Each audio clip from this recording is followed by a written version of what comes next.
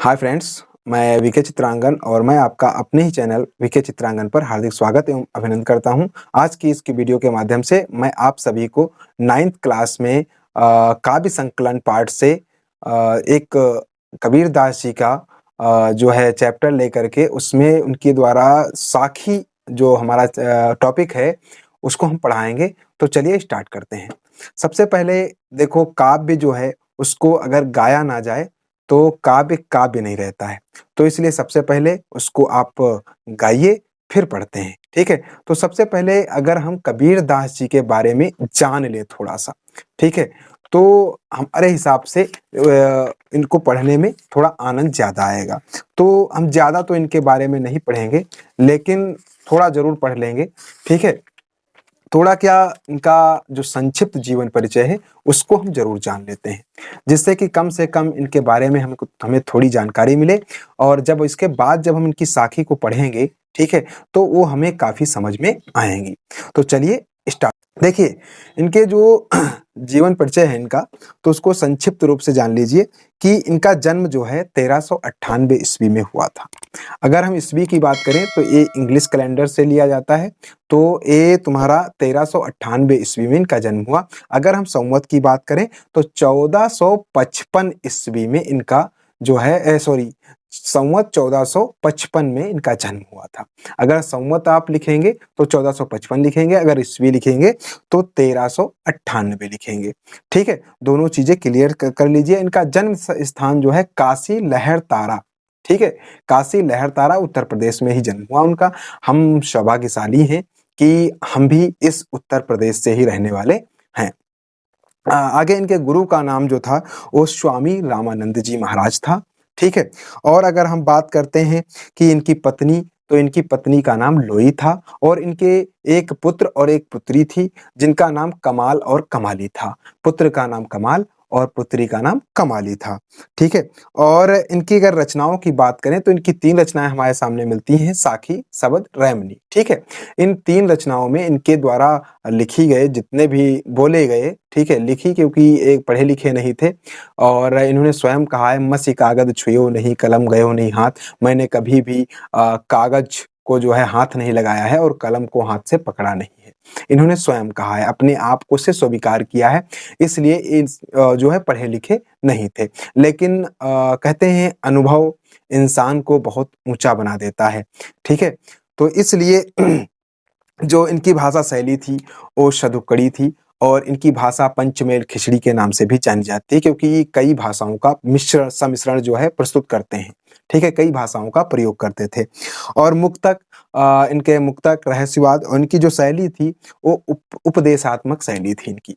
मतलब इन्होंने अपने दोहों, साखी, शबद, रैमनी तीनों में अपने दोहों के माध्यम से जो है समाज को जो है उपदेश दिए हैं, ठीक है। उन्होंने समाज को समझाने का प्रयत्न किया है, ठीक है। आगे आगे हम बात करते हैं, ठीक है। तो इनका निधन जो हुआ 1518 ईस्वी में मगहर में हुआ था, ठीक है। ये भी आपको बात ध्यान रखनी है कि इनकी मृत्यु 1518 ईस्वी में हो गई थी और लगभग 120 साल तक इन्होंने हमें अपने उपदेशों से जो है अनुग्रहित किया है और समझाने का प्रयास किया है। तो इनके कुछ दोहे हमारे पास हैं, ठीक है, और साखी के नाम से हमारे चैप्टर में हैं जिनको हम पढ़ते हैं। तो चलिए स्टार्ट करते हैं। सबसे पहले आपको एक बात ध्यान रखनी है, ठीक है, कि साखी शब्द का अर्थ तो हमको समझना ही पड़ेगा। अगर हम इनकी साखी पढ़ रहे हैं तो उनका अगर हम शब्द उसका अर्थ समझ लें तो काफी अच्छा रहेगा।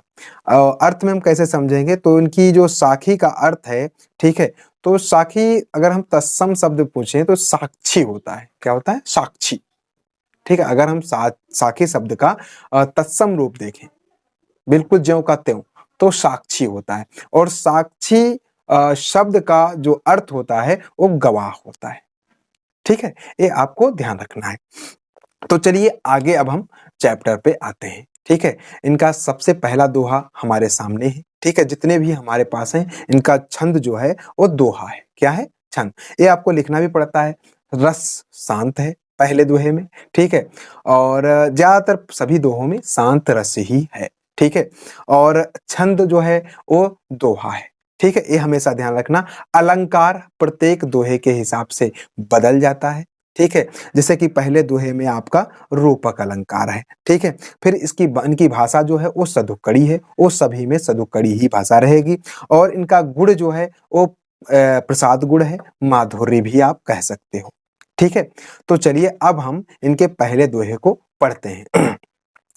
सतगुर हम सूरी झिकर एक कहा प्रसंग, और बरसा बादल प्रेम का, भीज गया सब अंग कबीरा, भीज गया सब अंग।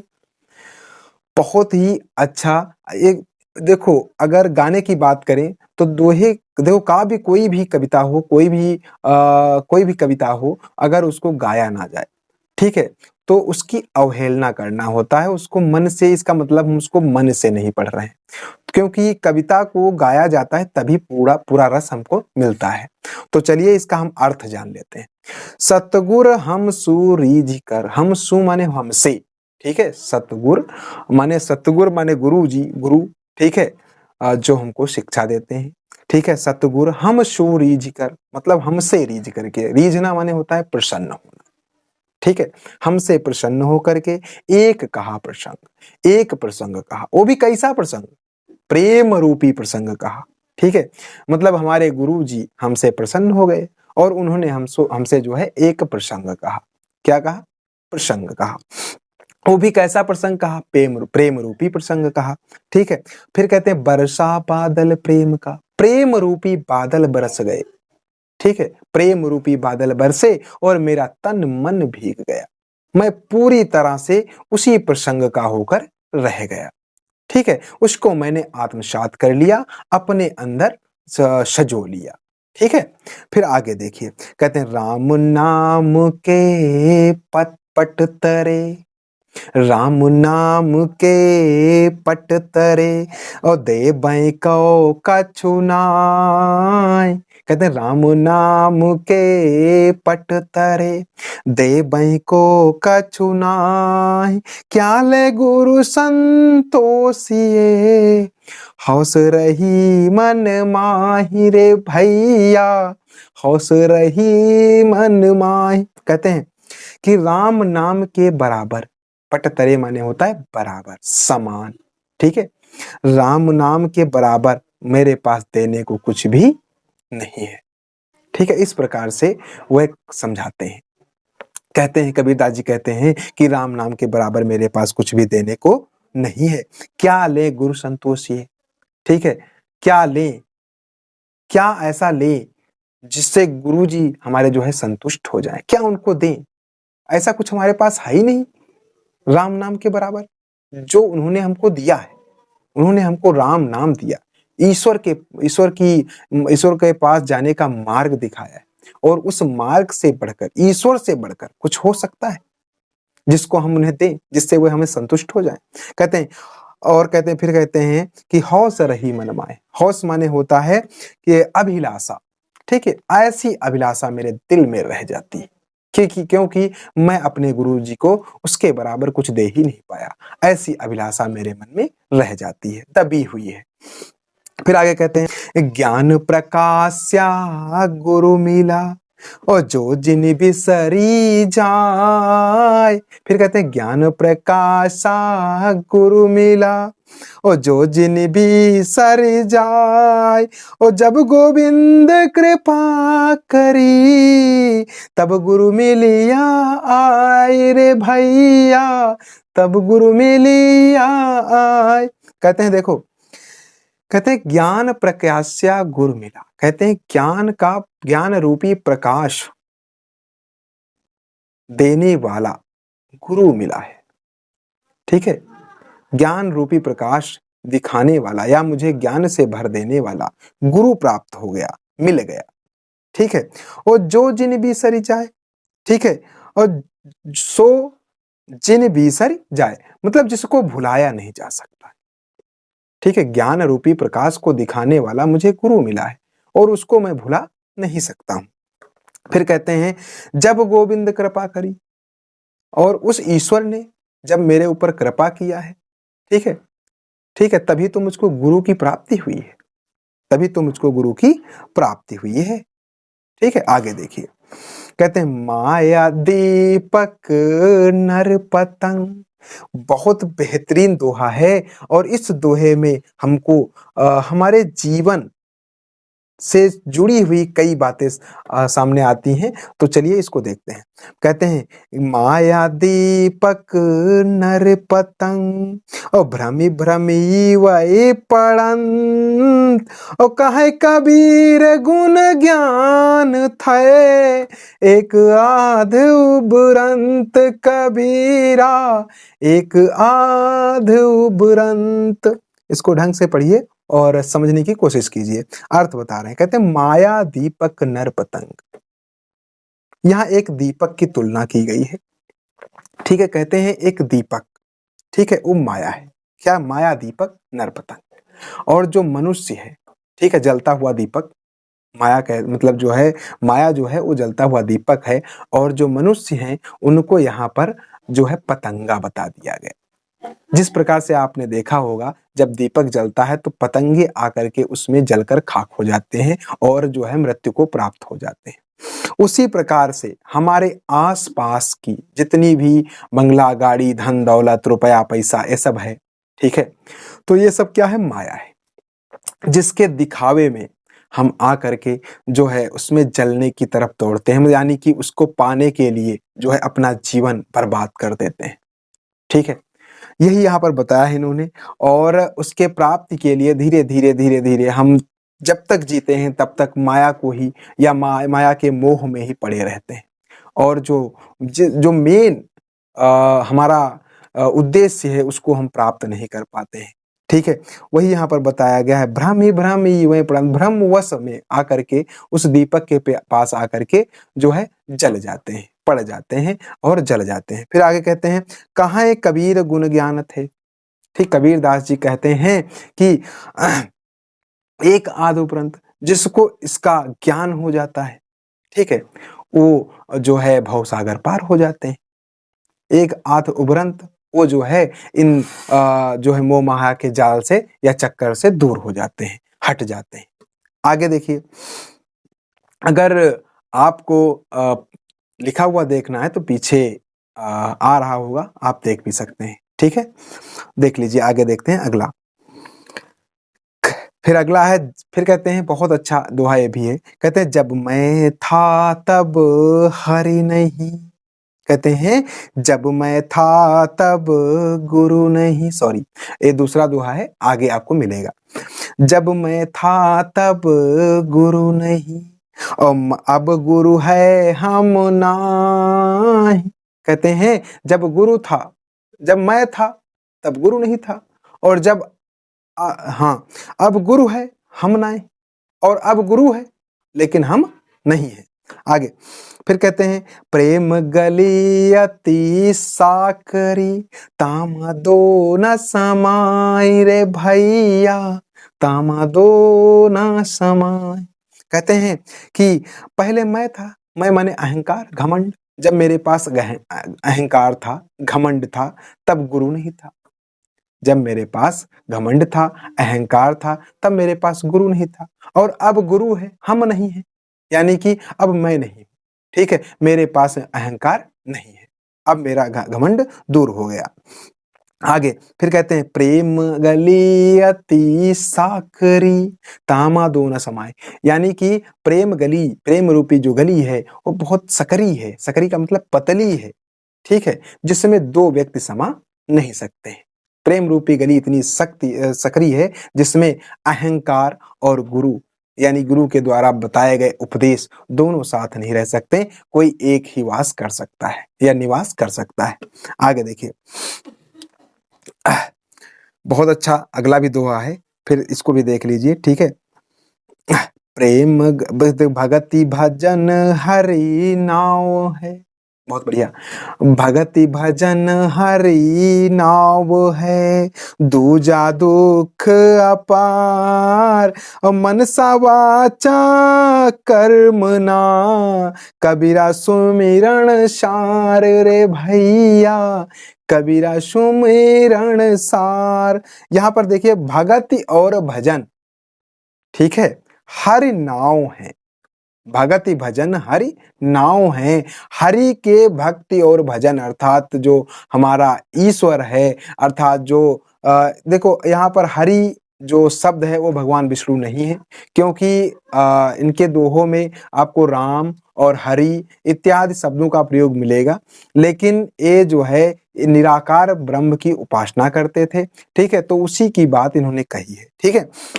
कहते हैं कि भगति भजन हरि नाव है, उस निराकार ब्रह्म का की भक्ति और भजन ही, ठीक है, उस निराकार ब्रह्म की भजन ही, भजन भक्ति और भजन नाव के समान है। कहते हैं उस निराकार ब्रह्म की भक्ति और भजन, ठीक है, वो नाव के समान है। किसके समान है? नाव के समान। नाव के समान कैसे हैं? जिस प्रकार से नाव पर बैठकर हम एक किनारे से दूसरे किनारे पर पहुंच जाते हैं, उसी प्रकार से निराकार ब्रह्म की उपासना करने से हम जो है भव सागर को पार कर सकते हैं, अपने जीवन का निर्वाहन कर सकते हैं। ये चीज यहाँ पर इन्होंने बताने की कोशिश की है। फिर आगे कहते हैं दूजा दुख अपार। कहते हैं अगर दूसरी पंक्ति में हम चलते हैं तो वहां पर बहुत सारे दुख हमको झेलने को मिलते हैं। कहते हैं बहुत सारे दुख ही दुख हैं, ठीक है। दूजे कहते हैं, कबीरदास जी ने कहा है वो बाकी सब दुख ही दुख हैं। अगर हमको सुखी रहना है तो भक्ति भजन करना होगा, उस निराकार ब्रह्म की भक्ति भजन करो, बाकी सब यहाँ पर दुख ही दुख हैं। फिर आगे कहते हैं, आगे देखिए, मनसा वाचा कर्मणा, मन से, मनसा मन से, वाचा वचन से, ठीक है, और कर्मणा कर्म से, ठीक है, मैं उसी निराकार ब्रह्म की उपासना करता हूं, आराधना करता हूं, ठीक है।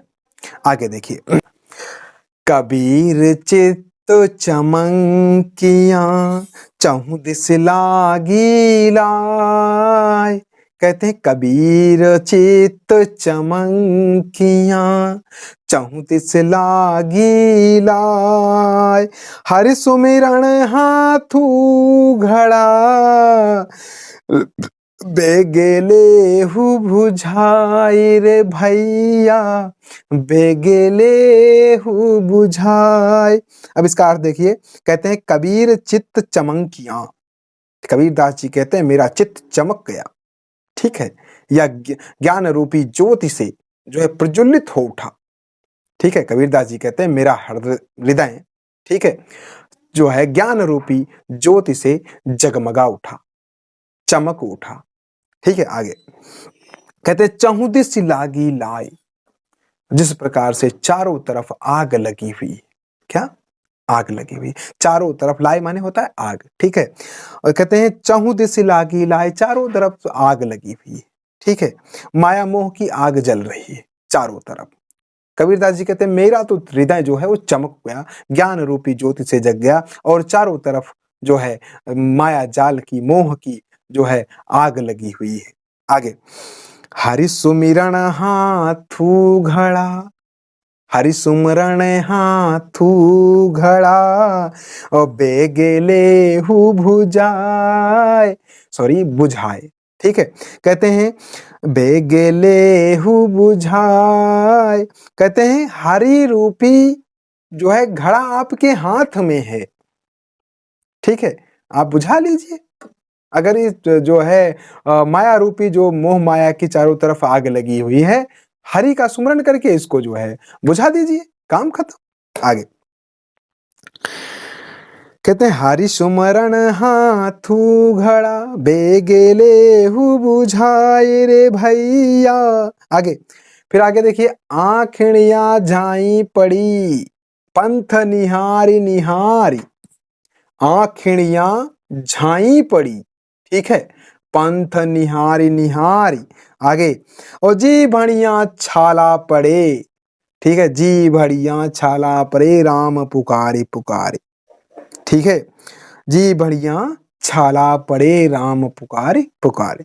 इसको थोड़ा सा समझ लेते हैं, हम अर्थ समझते हैं इसका। कहते हैं आँखियाँ झाई पड़ी पंथ निहारी निहारी, आंखों में झाई पड़ गई, रास्ता तकते तकते रास्ते को देखते देखते आंखों में झाइयाँ पड़ गई हैं। आगे, फिर कहते हैं जी बढ़िया छाला पड़ा राम पुकार पुकार, और मेरी जीभों में राम की आराधना करते करते जो है छाले पड़ गए हैं। आगे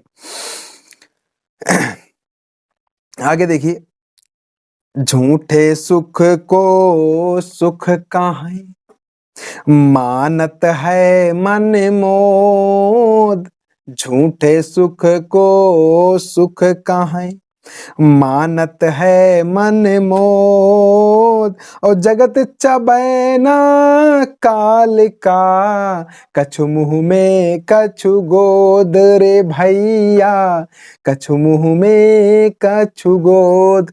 यहाँ पर देखिए बहुत अच्छी बात कही गई है कि झूठे सुख को सुख कहते हैं, अर्थात जो बड़ी बड़ी बिल्डिंगें इमारतें हैं, ठीक है, रुपया पैसा धन दौलत, ये सब झूठा सुख है, ठीक है, इसको सुख कहते हैं लोग, ठीक है। और मन मानत है मनमोद, और मन में घमंड करते हैं, मन में घमंड करते हैं। जो ये आसपास का आडंबर है, दिखावा है, छलावा है, इसको देख करके या जो जिसके पास होता है उसको देख करके लोग घमंड करते हैं, बेकार घमंड करते हैं। फिर आगे क्या कहते हैं देखिए, जगत चबेना काल का, और जो पूरा समाज पूरा संसार काल का चबेना है, काल मानी समय का चबेना है, यानी कि उसे यमराज का चबेना है, ठीक है। कछु मुंह में कछु गोद, यानी कि कुछ तो काल के मुख में जा चुके हैं, अर्थात मृत्यु को प्राप्त कर चुके हैं, और कुछ उसकी गोद में बैठे हुए हैं, कब उठा करके उसको मुंह में डालेगा पता नहीं है। किसी को पता है कि कब जाएंगे? नहीं पता है ना। तो चलिए आगे देखते हैं। अब यहाँ पर देखिए फिर बहुत अच्छा दोहा है, कहते हैं जब मैं था तब हरि नहीं, कहते हैं जब मैं था तब हरि नहीं, अब हरि है मैं नहीं, कहते हैं जब हरि था तब मैं नहीं, अब हरि है मैं नहीं, सब अंधियारा मिट गया जब दीपक देखा माय। देखिए कहते हैं कि जब मैं था, मैं माने अहंकार, ऊपर हम बता भी चुके हैं आपको, ठीक है। तो कहते हैं जब मैं था तब हरि नहीं थे, या हरि की हमें प्राप्ति नहीं हुई थी। जब मैं था तब जो है हमें हरि की प्राप्ति नहीं हुई थी, और अब हरि है और मैं नहीं हूं, अब हरि है जो है और मेरा घमंड दूर हो गया है। आगे फिर कहते हैं कि जब मैं था तब हरि नहीं, अब हरि है मैं नाही, सब अंधियारा मिट गया जब दीपक देखा माँ, जब ज्ञान रूपी दीपक मुझे मिल गया, ठीक है, तो मेरा सारा अंधेला जो है मिट गया, अर्थात जो है हरि रूपी दीपक, ठीक है, वही ज्ञान रूपी दीपक। और हरि की जब हमें ज्ञान हो गया, जब हमारे सतगुरु ने मुझे राह दिखाई सच्चे मार्ग की, वो ईश्वर को प्राप्ति करने की, तो जो है मैं क्या हो गया, तृप्त हो गया, और मेरे अंदर का अहंकार नष्ट हो गया। आगे कहते कबीरा कहा गरबियो, यहाँ पर गरबियो का मतलब होता है घमंड, ठीक है। कबीरा कहा गरबियो ऊंचे देखी आवास, और काले पर भई लोटना ऊपर जा मैं घास रे भैया, ऊपर जा मैं घास। यहाँ पर कबीरदास जी ने कहा है कि अपने ऊंचे मकानों को देख करके गर्व नहीं करना चाहिए, अपने ऊंचे मकानों को देख करके गर्व नहीं करना चाहिए, ठीक है। क्यों? देखिए कहते हैं काल पर्युं भय लौटना, और जो है जब हमारा अंतिम समय आएगा, ठीक है, तो मुझे इसी जमीन पर लेटना पड़ेगा और लेट करके इसके अंतर्ध्यान होना पड़ेगा, अर्थात इसमें जो है मिल जाना होगा और बाद में उसके ऊपर घास ही जामेगी भैया। तो काहे हमका जो है घमंड, किस चीज का घमंड, ठीक। तो अगर बड़े बड़े आपके मकान है तो घमंड मत करना, क्योंकि कल हमको इसी जमीन में मिलना है और मिल करके घास ही हमारे ऊपर जमेगी, ठीक है। चलिए आगे देखते हैं। यहू ऐसा संसार है जैसे से मल फूल और दिन दस के व्यवहार को झूठे रंग ना भूल रे भैया, झूठे रंग ना भूल। कहते हैं कि यह एक ऐसा संसार है, कहते हैं यह एक ऐसा संसार है जैसे कि सेंबल का फूल है, जैसे कि सेंबल का फूल है, उसी प्रकार से यह संसार है। क्योंकि जिस प्रकार से सेंबल के फूल में सेंबल का पेड़ जानते हैं आप लोग, जिसका श्यामबर कहते हो आप लोग। अब अगर आप लोग ग्रामीण क्षेत्र से हैं तो आप लोग जानते होंगे कि उसे श्यामबर कहते हैं, श्यामबर, ठीक है, आप लोग जानते होंगे। तो उसमें एक फूल आता है, तो रेड फूल होता है और देखने में बहुत ही खूबसूरत लगता है, लेकिन उसमें ना तो खुशबू होती, ना तो सुगंध होती, ना किसी काम आता है, ठीक है। तो कहते हैं कि यह ऐसा संसार है जैसे फूल सेंबल के फूल के भांति ही यह संसार है जिसका कोई भी मोह नहीं होना चाहिए, ठीक है। दिन दस के व्यवहार को झूठे रंग ना भूल। और ऐसे 10 दिन के दिन 10, ठीक है, एक आधे दिनों के व्यवहार के लिए किसी के झूठे रंगों में हमें नहीं पड़ना चाहिए, अर्थात अपने आप को, ठीक है, गर्व नहीं करना चाहिए अपने आप पर। हमारे पास चाहे जितना पैसा हो जाए, चाहे रुपया हो जाए, चाहे जो हो जाए, ठीक है। आगे कहते हैं यही अवसर चेत्या नहीं, ठीक है, यही अवसर चेत्या नहीं पशु ज्यों पाली दे, राम नाम जाण्या नहीं अंति पड़ी मुख से हरे भैया, अंति पड़ी मुख से। यहाँ पर देखिए कहते हैं यह अवसर चेत्या नहीं, जब अवसर था, ठीक है, तब सजग नहीं हुई, जब अवसर था तब सजग नहीं हुए, पशु जैसी देह पाल रखी, ठीक है, अपने शरीर को बनाते रहे, शरीर को देखते रहे, घमंड करते रहे, अपने जो अपना शरीर है उस पर जो है घमंड करते रहे। राम नाम जाण्या नहीं, और राम नाम जो है उस समय नहीं जाना आपने, राम नाम पर ध्यान ही नहीं दिया, अंत पड़ी मुख से। और जब अंतिम समय है तब राम का नाम लेने से कोई फायदा नहीं है। आगे देखिए, फिर ये भी बहुत अच्छा दोहा है। यह तन कांचा कुंभ है लिया फिरे था साथी, और ढबका लागा फूटी गया कछु न आया हाथ रे भैया, कछु न आया हाथ। कहते हैं यह तन, यह मेरा जो शरीर है, ठीक है, यह मेरा शरीर एक कच्चे कुंभ की भांति है, कच्चे घड़े की भांति है, लिया फिरे थे साथ साथ लिए चल रहे थे, ठीक है, और जरा सा झटका लगा। जिस प्रकार से घड़े को साथ में लेकर के आप लोग चलते हैं तो जरा सा अगर ठोकर लग गई तो आप गिरते हैं तो घड़ा पहले फूट जाता है, उसी प्रकार यह हमारा जो शरीर है ये कच्चे कुंभ के समान है जिसको मैं अपने साथ लेकर चल रहा हूं, इस पर क्या घमंड करना, ठीक है।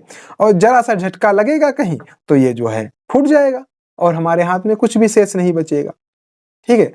तो इसलिए इस पर कैसा घमंड करना। आगे देखिए, कबीरा कहा गरबियो, ठीक है, और देहि देखी सुरंग, बहुत अच्छा है।